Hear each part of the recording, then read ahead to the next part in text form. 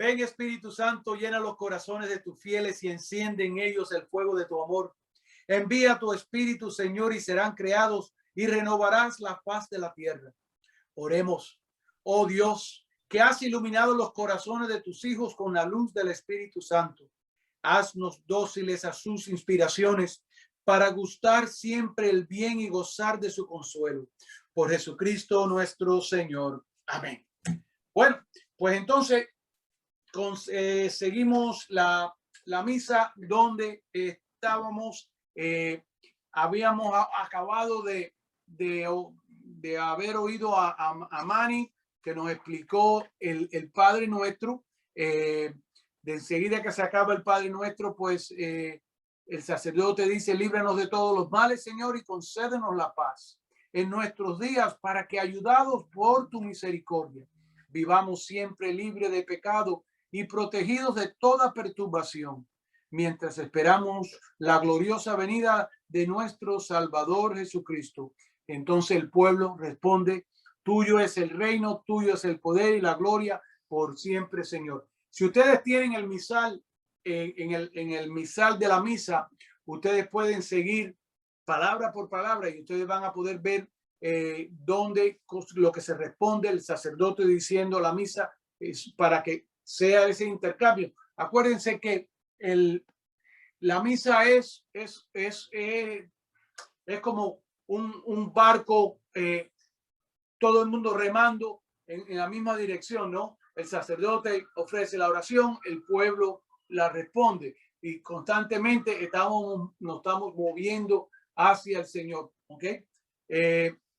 Señor Jesucristo, que dijiste a tus apóstoles: la paz les dejo, mi paz les doy. No tengas en cuenta nuestros pecados, sino la fe de tu iglesia. Y conforme a tu palabra, concédele la paz y la unidad.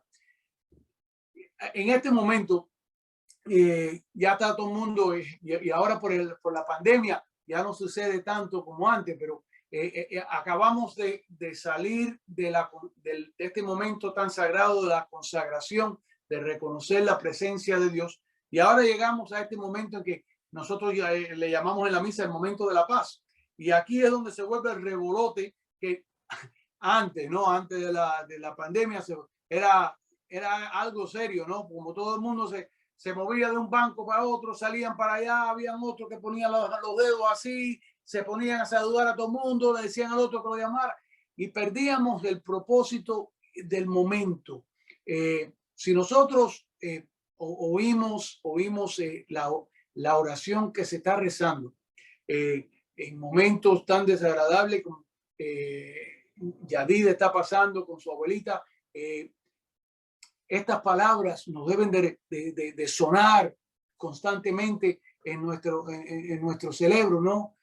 Señor Jesucristo, que dijiste a tus apóstoles: la paz les dejo, mi paz les doy. Y esa es la paz que el Señor nos regala a cada uno de nosotros. Es la paz que nosotros queremos compartir con el prójimo. No hay nada de estar haciendo así, ni fumándose loco, dándose abrazos, ni corriendo de un banco al otro, no. Este es un momento tan serio de que nosotros podemos compartir la paz que el Señor nos ha dado a nosotros, se la queremos dar al prójimo, ¿no? Nosotros nos reunimos aquí y al comenzar toda clase rezamos el rosario con las intenciones y el propósito de las necesidades que tenemos cada uno de nosotros, las necesidades que tiene el prójimo, las ponemos en oración como comunidad y se las ofrecemos al Señor. Bueno, lo que estamos buscando es que esa persona encuentre la paz, y esa paz es la que el Señor nos recuerda a nosotros, que Él nos ha dejado esa paz. Muchas veces nosotros nos tormentamos y nos volvemos locos en las preocupaciones de tantas cosas que tenemos, y se nos olvida esa frase que en cada misa debe de resonar en nuestra mente, en nuestros corazones: mi paz les dejo, mi paz les doy. Entonces le pedimos a Dios que no tenga cuenta de nuestros pecados, sino que vea la fe de la iglesia, que perfectos no somos, que estamos mejorando quienes somos, ¿no? Y conforme a tu palabra, concédele la paz y la unidad. que ese es el propósito y ese es el deseo de todo aquel que está allí presente, que lo que está buscando es la manera de que esa paz del Señor nos pueda traer la unidad de poder sentir el calor del prójimo. Y eso es lo que le queremos ofrecer a aquel que vamos a ofrecerle la paz, ¿no?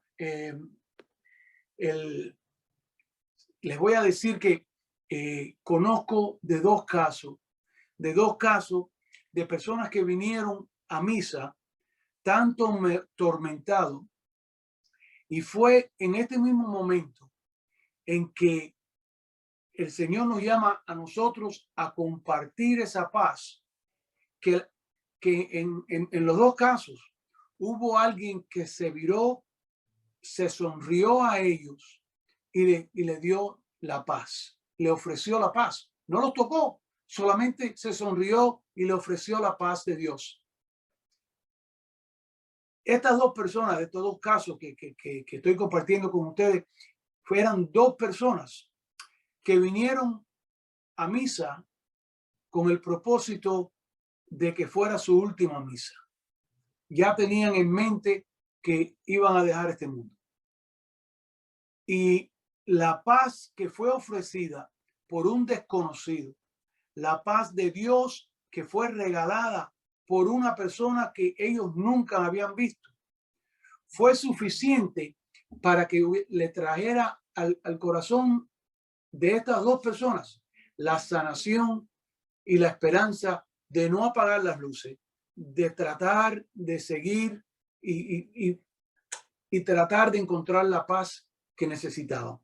Así que tomen en serio este momento en la misa, porque lo que estamos compartiendo no es un saludo de que no nos hace rato que no nos veamos, nos vamos a ver allá afuera del parqueo. No. Lo que estamos regalando al prójimo, tal vez al desconocido, es la paz de Cristo que nos ha dado a nosotros, que esa paz que yo he encontrado sea tuya. Ese es el propósito.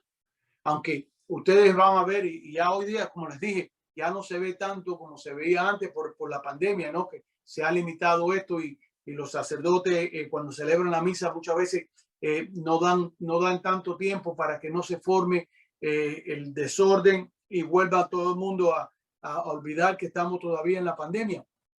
Pero el propósito de esto es el poder compartir la paz. Y no hay que tocarnos, solamente mirarnos, que la paz de Dios esté contigo. Y cuando ustedes se lo ofrezcan, esa paz que Dios le ha dado a ustedes, se lo ofrezcan a otros. Ustedes no saben en qué estado de mente está esa persona. Y por eso comparto con ustedes estos dos casos de que esa iba a ser su última misa. Y hoy día todavía cada rato los veo en misa. Así que fíjense hasta dónde llega un minuto, una sonrisa y un ofrecimiento de paz a un desconocido. ¿Ok? Entonces, concédele tu paz y unidad. Tú que vives y reinas por los siglos de los siglos, entonces, sacerdote, dice, la paz del Señor esté siempre con ustedes. Y de nuevo, nosotros le ofrecemos lo mismo que Él desea para nosotros, se lo ofrecemos a Él también. Y le decimos, y con tu espíritu. Entonces, si hay un diácono presente, el diácono dice, desenfraternalmente una señal de la paz, ¿no? Si no hay diácono, pues el sacerdote lo puede decir. Si hay un caso de una pandemia como la hemos tenido en estos últimos 2 años, si la cosa se pone con gravedad, esta porción de la misa puede ser omitida. Quiere decir que el sacerdote no la tiene que recitar, leer en la misa. Se puede omitir por caso de pastorales, ¿no? Que le viene bien al pueblo que no oigan esto porque se le va a olvidar que estamos en una pandemia. Pues entonces él puede omitir este toque que a lo mejor la persona se le va a olvidar de que estamos en un tiempo de pandemia, de que no debemos estar tan cerca uno al otro. Por sentidos pastorales se puede omitir, pero normalmente es un momento muy agradable, un momento muy sagrado en que podemos compartir la paz uno con el otro. ¿Ok? el cuerpo y la sangre de nuestro Señor Jesucristo unidos en este cáliz sean para nosotros alimento de vida eterna. Ahora, les voy a hacer, y la oración que acaban de oír ustedes es una oración que el sacerdote dice en silencio. Esta no se oye, ¿ok? El cuerpo y la sangre de nuestro Señor Jesucristo unidos en este cáliz sean para nosotros alimento de vida eterna. Una de las cosas que sucede, y es muy interesante porque muy pocas personas reconocen esta realidad. Yo le decía a ustedes que la semana pasada, cuando comenzábamos la segunda parte de la misa, que la misa es la pasión, muerte y resurrección de Cristo, ¿verdad? En la consagración, antes del comienzo de la consagración, vemos la pasión de Cristo. Él sabe lo que va a suceder y quiere dejar una manera de él permanecer con nosotros a través de los años. Esa es la pasión. Él sabe lo que va a suceder. Él sabe que va a tener que aceptar la muerte y crucifixión. Él sabe, y a pesar de todo eso, lo acepta. Esa es la pasión de Cristo. La muerte de Cristo en la misa sucede en el mismo instante que se le manda al pueblo que se den fraternalmente una señal de la paz. Enseguida que termina esa paz, el sacerdote, déjame ver si dónde está el micrófono, hace esto. ¿Lo oyeron? ¿Lo oyeron? ¿Lo oyeron? Es importante porque en el romper, cuando se rompe el pan, ese es el momento en la misa que reconocemos la muerte de Cristo. El cuerpo estaba entero. Al romperse el cuerpo muere. En ese momento, el cuerpo muere. ¿Okay? El sacerdote entonces coge un pedacito de la hostia, el cuerpo de Cristo, que ha sido consagrado. Un pedacito, déjame ver si lo puedo poner ahí, chiquitico, y lo une y lo deja caer en el cáliz. ¿Por qué en el cáliz? En el cáliz está no el vino y la gota de agua, sino está la sangre de Cristo unida, la divinidad y la humanidad unida para siempre en este cáliz. Se deja caer el pedacito del cuerpo de Cristo, que significa que el cuerpo y la sangre han vuelto a unirse. ¿Ok? Y entonces ya estamos al punto de celebrar la resurrección. El cuerpo y fíjense la palabra que recita el sacerdote, el cuerpo y la sangre de nuestro Señor Jesucristo, unidos en este cáliz, sean para nosotros alimento de vida eterna. Y entonces se oye, o bien se canta o se recita: Cordero de Dios, que quitas el pecado del mundo, ten piedad de nosotros. Cordero de Dios, que quitas el pecado del mundo, ten piedad de nosotros. Cordero de Dios, que quitas el pecado del mundo, dadnos la paz. Recuérdense ustedes cuando comenzamos la misa, le pedíamos a Dios que tuviera misericordia, ¿no? Que tuviera misericordia con nosotros. Ahora, sabiendo de que ha muerto por nosotros, otra vez de nuevo le pedimos perdón por lo que Él ha hecho por nosotros. ¿Ok?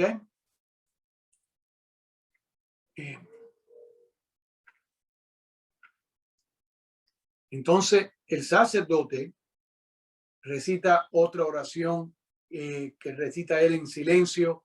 Tiene dos formas que puede leer. Señor Jesucristo, la comunión de tu cuerpo y de tu sangre no sea para mí un motivo de juicio y condenación, sino que por tu piedad me aproveche para defensa de alma y cuerpo y como remedio saludable. Entonces el sacerdote recoge las dos piezas de la hostia que se ha roto con el pedacito que le falta. ¿Ok? La levanta, se la enseña al pueblo y le dice: este es el Cordero de Dios que quita el pecado del mundo. dichosos los invitados a la cena del Señor. ¿Por qué? ¿Por qué la enseña rota?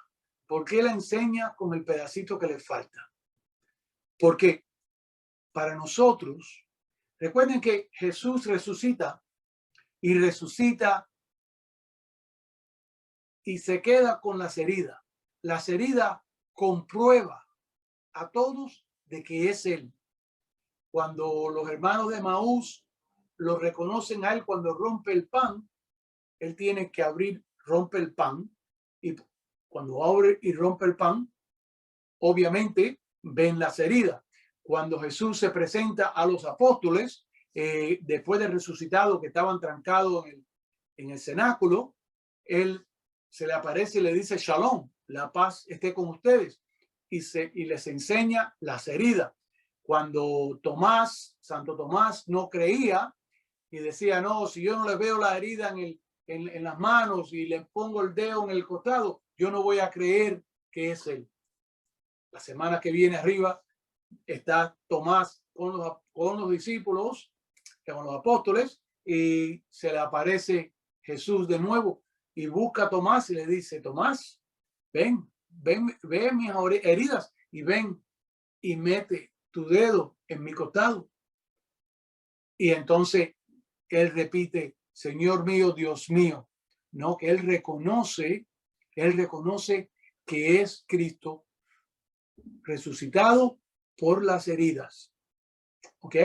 Entonces, por lo tanto, cuando el cuerpo de Cristo resucitado, que en el símbolo que ponemos la hostia, el sacerdote levanta la hostia, la levanta rota, herida, faltándole el pedacito que ya está unido en el cáliz. El cuerpo y la sangre de Cristo unido en el cáliz. Entonces, el sacerdote nos acaba de decir: este es el Cordero de Dios que quita el pecado del mundo. Acuérdense, el sacrificio del Cordero. El Cordero que tenía que ser degollado, que tenía que ser desangrado para que pudiera traer el perdón de aquel que había pecado. Que somos tú y yo hoy día. El que quita el pecado del mundo. Dichosos los invitados a la cena del Señor. ¿Cuántas veces nosotros no hemos ido a misa y hemos ido a misa no con el sentimiento del gozo de poder estar presente, sino con el resentimiento de que quiero estar en otro sitio, ¿no? Y muchas veces eso no, personalmente, hasta que uno no llega a entender y a vivir y a apreciar la dignidad de la misa, cuando tú llegas a encontrar esta verdad, oye, cómo cambian los domingos, qué vacío se encuentran los domingos cuando no podemos estar presentes. ¿Ok? Señor, entonces ahora, acabando de decir eso, el pueblo responde: Señor, no soy digno de que entres en mi casa, pero una palabra tuya bastará para sanarme. Yo no soy digno de recibir al Señor. Yo no soy digno del sacrificio que Él pagó por mí. Pero no puedo dejar de agradecerlo y apreciar lo que Él hizo, porque tenemos que tener mucho cuidado que no caer en la tentación de orgullo. No, yo le agradezco a Dios, a pesar que yo no creo que yo me merezco el sacrificio de Él por mí, se lo agradezco eternamente, porque me dio la posibilidad de poder soñar y esperar de que algún día podré estar con Él para siempre. Por eso es que digo: Señor, no soy digno de que entres en mi casa. ¿Qué es mi casa? La casa no estamos hablando del hogar. La casa es de nuestro propio ser, ¿no? Pero una palabra tuya bastará para sanarme. El cuerpo de Cristo. Entonces ahora el sacerdote, antes de comulgar, él dice: el cuerpo de Cristo me guarde para la vida eterna. Después, y todo esto se dice en silencio, que esto ustedes no lo van a oír, pero esto es lo que él está diciendo. Y es importante que ustedes entiendan por qué se dice en silencio. Yo no sé si ustedes iban a hacer esa pregunta, pero la razón por la que se dice en silencio es porque el sacerdote está rezando la misa. Muchas veces me acuerdo, hace años atrás me encuentro con un muchacho que me decía, oye, pero los sacerdotes nunca rezan. Yo nunca he visto a los sacerdotes rezando. Dice, cada vez que celebran una misa, están rezando. Lo único que tú no lo oyes porque ellos lo están rezando, ofreciendo la misa, pero están rezando en silencio su propia misa. Así que después cuando él coge el cáliz, la sangre de Cristo me guarde para la vida eterna. Y entonces pues va el sacerdote de ahí adelante, lleva a la comunión al pueblo para que el pueblo comulgue. ¿Okay? El sacerdote, cuando ustedes se acerquen a comulgar, ¿okay? Estando en un estado de gracia, si estamos conscientes de un pecado mortal, no comulgues. Puedes quedarte en el banco o te acercas con los brazos cruzados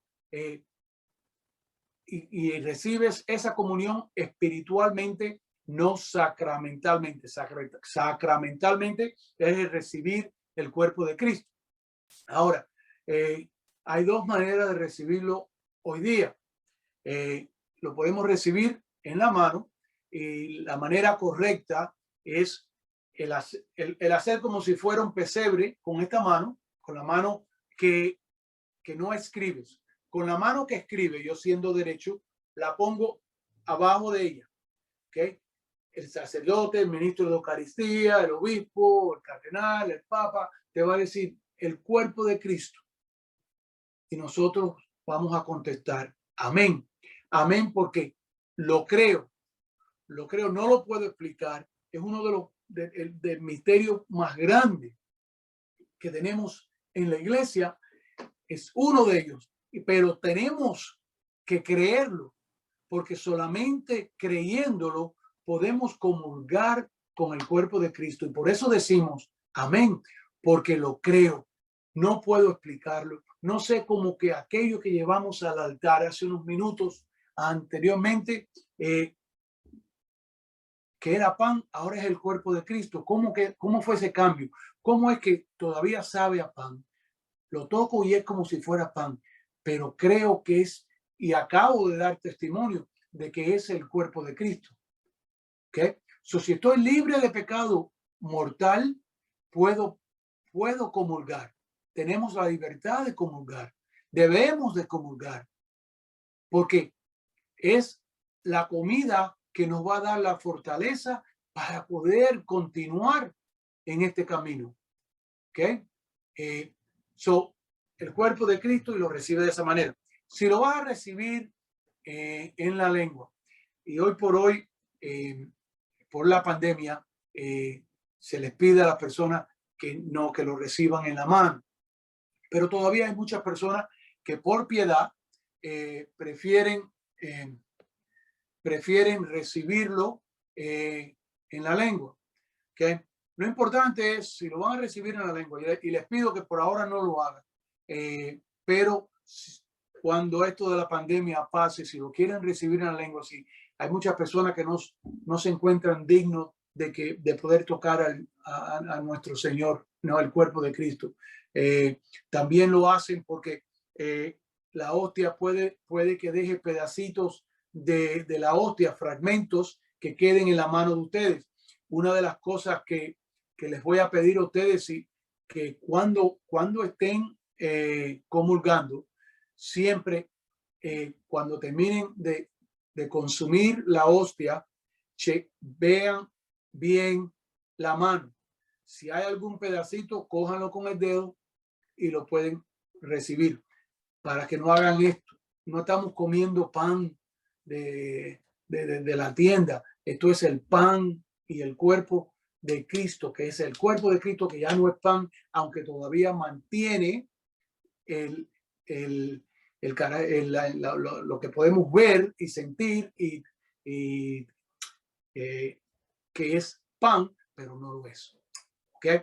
Ahora, si lo van a recibir en la lengua, lo único que vienen a comulgar con las manos a los lados, las manos unidas así, y entonces el diácono, sacerdote, obispo, sea el ministro de la Eucaristía, le va a decir el cuerpo de Cristo, ustedes dicen amén, y entonces así, y la hostia se le pone en la misma lengua, y ella se pega enseguida, ella no se va a caer, ¿ok?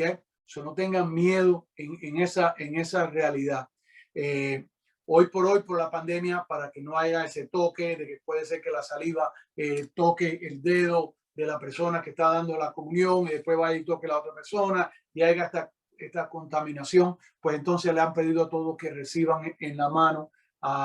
Pero todavía hay personas que no por capricho, y uno diría que es por capricho, sino por dignidad, por piedad que tienen, lo quieren recibir en la lengua, pues yo con mucho gusto se lo doy en la lengua también. Lo único que tengo mucho más cuidado para, no por ellos, sino por el que viene atrás. ¿Ok? So, ahí tienen las dos maneras de poder recibir la comunión. Si la van a recibir en la lengua, saquen la lengua.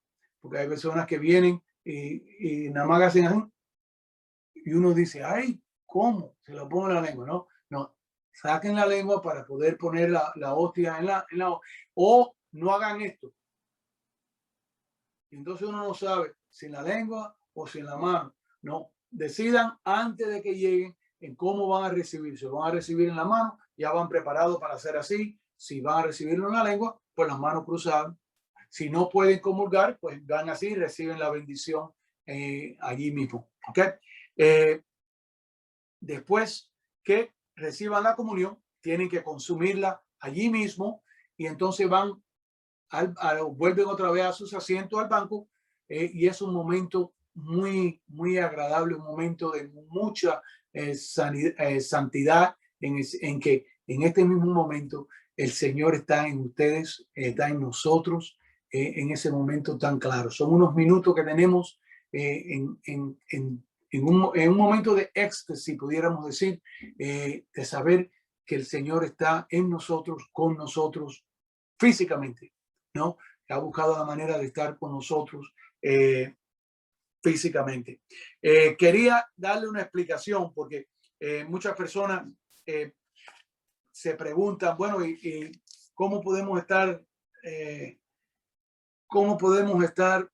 tan claros de que he podido recibir al Señor? Y les quería hacer este cuento. Y esto lo pueden, si tienen lápiz, apunten, porque lo pueden ver ustedes mismos. Se llama el milagro eucarístico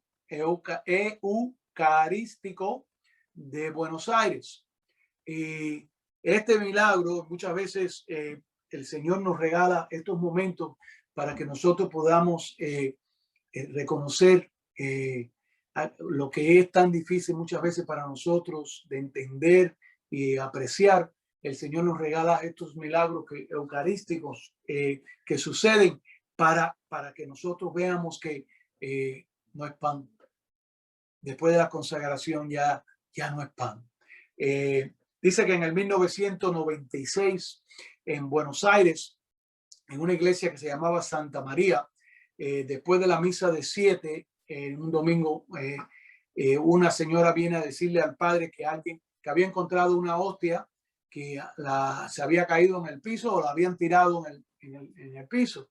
Y cuando uno se encuentra un caso de esto, y voy a una cosa, si algún día ustedes reciben la hostia y la hostia se le cae, no tengan miedo de agacharse, subirse y consumirla, ¿ok? A lo mejor le va a ser más fácil a ustedes para hacer esto que el sacerdote, porque a lo mejor es anciano. Muchas veces los sacerdotes viejitos tienen más, hay que tener más cuidado con ellos para que la hostia no caiga, ¿ok?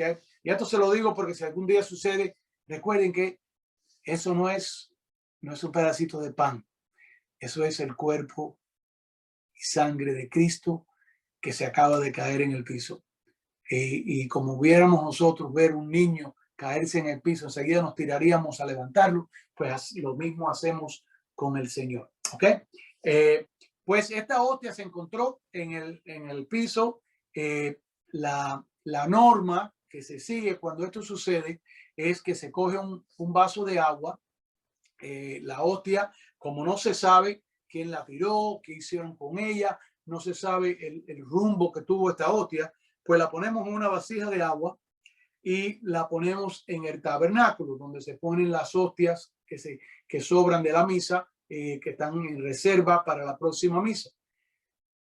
Pasan 7 días y a los 7 días ya esa hostia debe haber sido, debe de haberse derramado, y entonces tú coges esa vasija con el agua y la hostia ya desoluida, espero que lo dije bien, uno va al árbol y lo echa a la tierra. ¿Okay? Eso es la norma, esa es el patrón que nosotros tenemos que llevar cuando sucede algo así, que es más común de lo que ustedes se imaginan. ¿Okay? En este caso, cuando fueron al tabernáculo a la semana, se dieron cuenta que esta hostia que habían recogido del piso estaba empezándole a crecer coágulo de sangre encima de ella. El sacerdote llamó al obispo auxiliar de Argentina en aquel tiempo, que era el obispo Jorge Mario Bergoglio, ¿no? Que hoy por hoy lo conocemos como el Papa Francisco. Cuando aquello era el obispo auxiliar en Buenos Aires, y él vino, le tomaron foto a aquella hostia que tenía esta sustancia roja, como si fuera coágulo creciendo por encima de ella, flotando. Y él le dijo a todos aquellos que estaban allí presentes de que no contaran esto a nadie, que no le dijeran nada de esto, y cogieron aquella vasija y la pusieron en otro tabernáculo y la tuvieron allí por 3 años en secreto. Cuando a los 3 años, el obispo auxiliar, Jorge Bergoglio, ya hoy era obispo, él vuelve al tabernáculo, lo saca, y ya entonces la hostia completa había sido cubierto con este coágulo de sangre completo, todavía flotando. Se decidió de el obispo decidió traer a 3 personas, un doctor Ricardo Castañón, ateo, que no creía en nada, un periodista y un abogado, Manny, siempre representando, los trajo y les dio a ellos una misión. Al doctor le pidió que cortara un pedacito de aquello que había crecido por encima de aquella hostia y lo llevara para que fuera estudiado en los Estados Unidos. Ellos no debían de contarle a nadie de dónde venía ni de dónde lo habían sacado, solamente que lo llevaran para que fuera estudiado por unas personas que no sabían su principio, para ver qué decían. Llegó a Nueva York a un doctor que estudiaba en la Universidad de Columbia,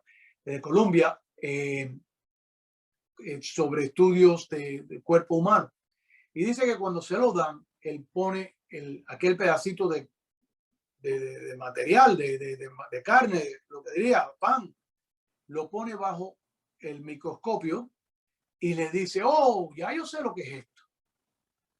Y usted sabe, dice: sí, esto es un músculo que solamente se encuentra en un lugar en el cuerpo humano. Está y toma parte del músculo del ventrículo izquierdo del corazón, que es el músculo que hace que el corazón pueda latir. y es el único lugar donde se encuentra. Y entonces le preguntan al doctor a ellos, ¿y de dónde sacaron esto ustedes? Porque por los glóbulos blancos que yo puedo ver todavía en el músculo, quiere decir que cuando ustedes cortaron esto, que estaba dentro de un corazón, el corazón todavía estaba vivo. Todo esto se los digo para que ustedes vean que muchas veces no reconocemos ni nos damos cuenta de la verdad que nos regala Dios en cada misa. Él se entrega por completo a nosotros en cuerpo y sangre para que nosotros podamos crecer y vivir en Él. Dicen que si siguieron haciendo estudios, y este mismo doctor había hecho unos estudios había unos años anterior en otro milagro eucarístico que había existido, que fue el primero que existió, que se ha reconocido, que fue en el año 800. ¿Okay? Y él saca los estudios de aquel otro examen que él había hecho y compara los dos. En el año 800, en Italia, un lugar que se llama Lanciano, hoy día, en el 2021, la hostia que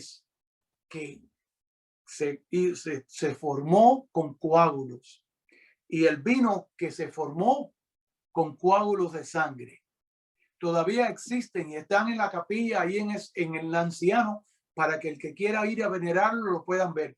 Pero en los 70s también le cortaron un pedacito a aquella hostia para estudiarlo.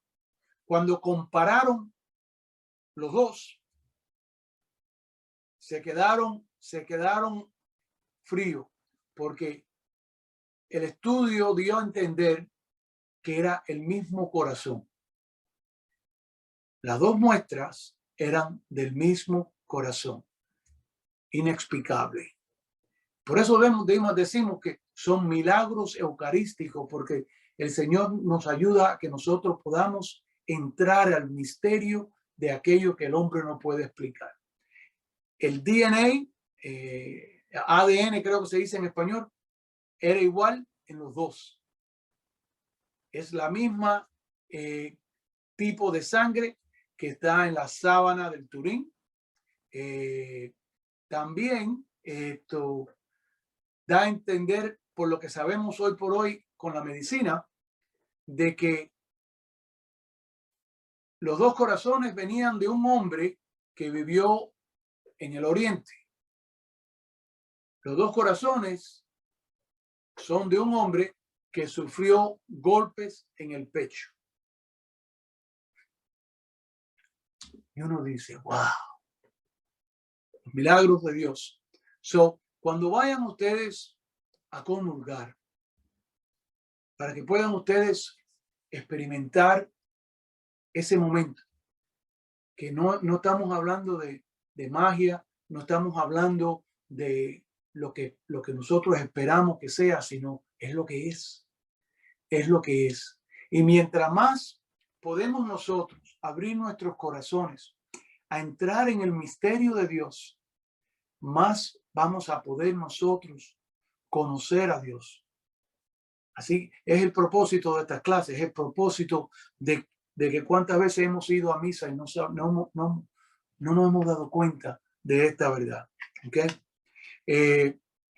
Cuando se termina de dar la comunión al pueblo, pues las hostias que sobran se llevan al tabernáculo, se guardan y entonces el diácono o el sacerdote recoge el altar, lo dejamos plano por completo, limpio, nada en él, y entonces el sacerdote vuelve al asiento de él y aquellos que ya habían comulgado, buena pregunta que yo mismo me hice. Muchas veces las personas me preguntan, oye, ¿cuándo me puedo sentar? ¿Cuándo me puedo dejar de arrodillarme? El propósito, acuérdense del propósito de aquel que está arrodillado, es que mientras que haya una hostia en la misa, en el templo, fuera del tabernáculo, Cristo está entre nosotros. Por lo tanto, nosotros estamos en reverencia a Él arrodillado.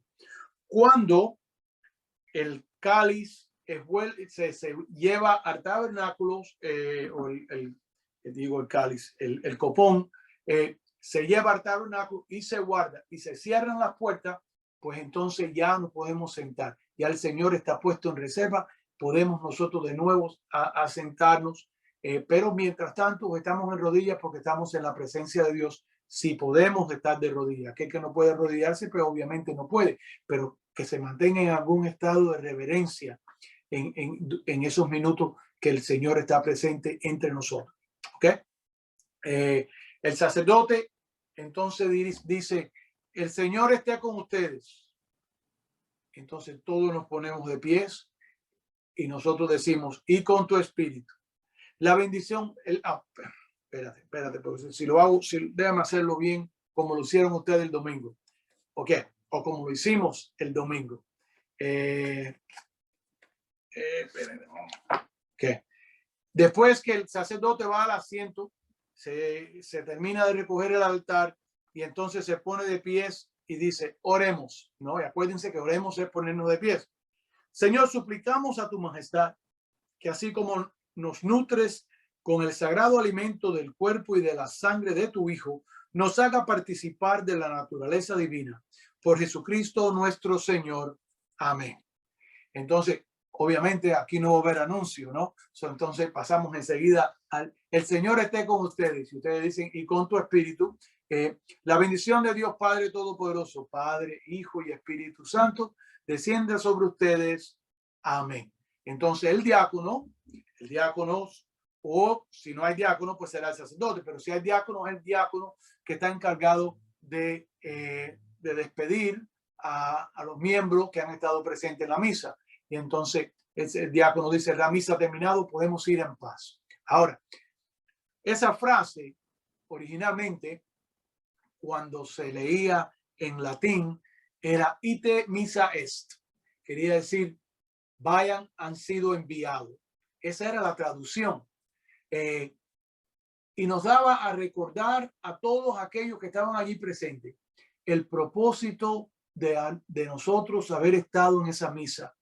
No era para recibir para nosotros, no era para nosotros experimentar, no era para nosotros crecer, sino que era para que nosotros recibiéramos y pudiéramos compartir con aquellos que no pudieron venir. ¿Okay? Ite missa es, vayan, han sido enviados a llevar la buena noticia, a llevar el evangelio al mundo que no estuvo aquí con nosotros. Ese es el propósito de todo cristiano. Ese es el propósito de todo aquel que viene a celebrar la misa católica con nosotros como cristianos, como comunidad. Ite missa es, vayan, han sido enviados. Y ese es el mandato de cada uno de nosotros. No es vayan corriendo a ver quién llega primero al carro en el parqueo. No. Vayan y compartan el evangelio, la buena noticia que acabamos de oír. ¿Ok? Y ahí pues termina la misa. La misa, aunque haya terminado, el evangelio sigue viviendo en nosotros. ¿Ok? Y recuerden ustedes que ustedes acaban de recibir al Señor espiritualmente o sacramentalmente, lo acaban de recibir y por lo tanto deben de dar honor a ese regalo que Dios nos hizo a cada uno de nosotros en entregarse a nosotros y estar en nosotros en estos momentos. ¿Ok? Ahí terminó la misa y espero que la puedan disfrutar un poquito más cada vez que la celebren, cada vez que podamos compartir la misa, que le puedan sacar mucho más fruto, porque los símbolos son tan grandes, y les pido que la puedan disfrutar un poquito más. ¿Ok?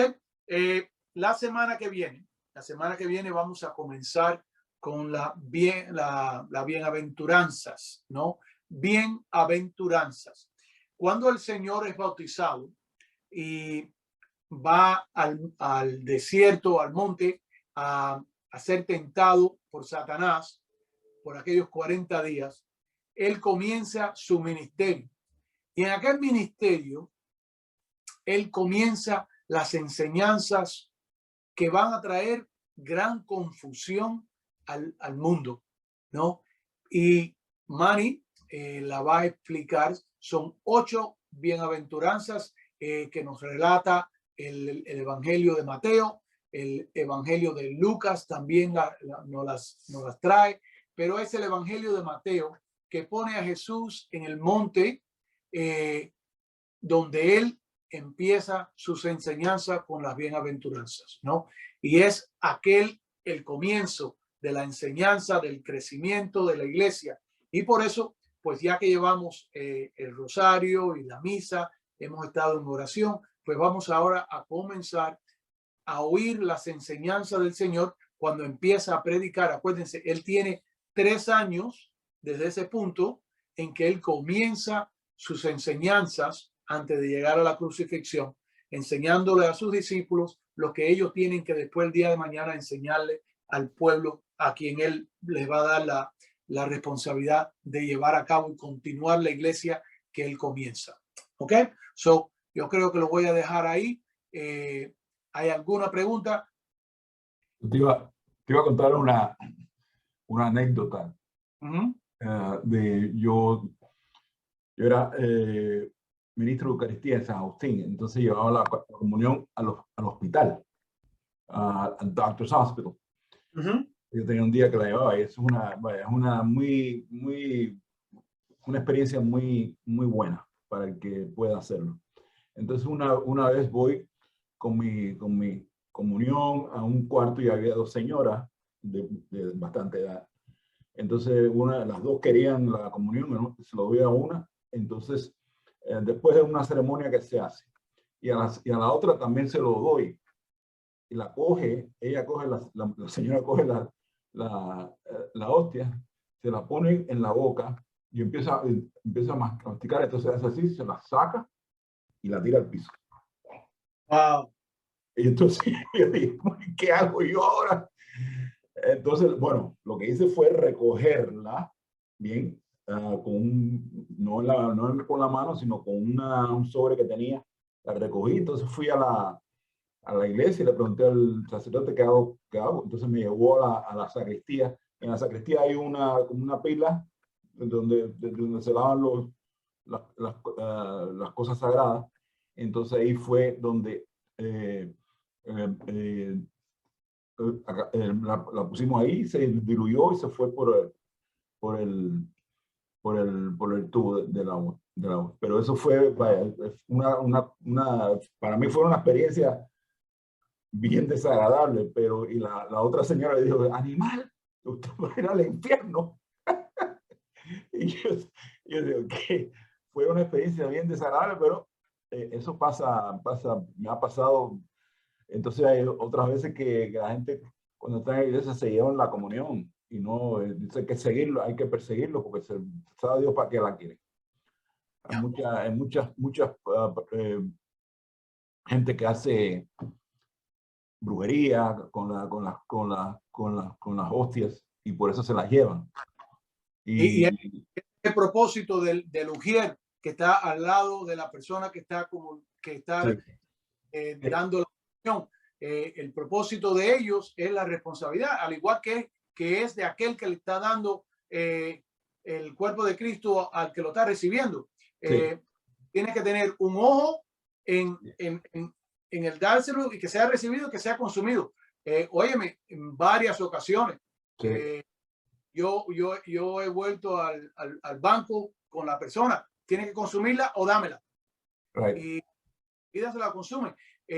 Porque nosotros somos responsables de ese cuerpo de Cristo. Seguro. Así que, y Manny, gracias, porque me sabes que traíste algo que no he explicado. En toda parroquia hay un lavamanos que no está conectado al tubo de desagüe de la parroquia.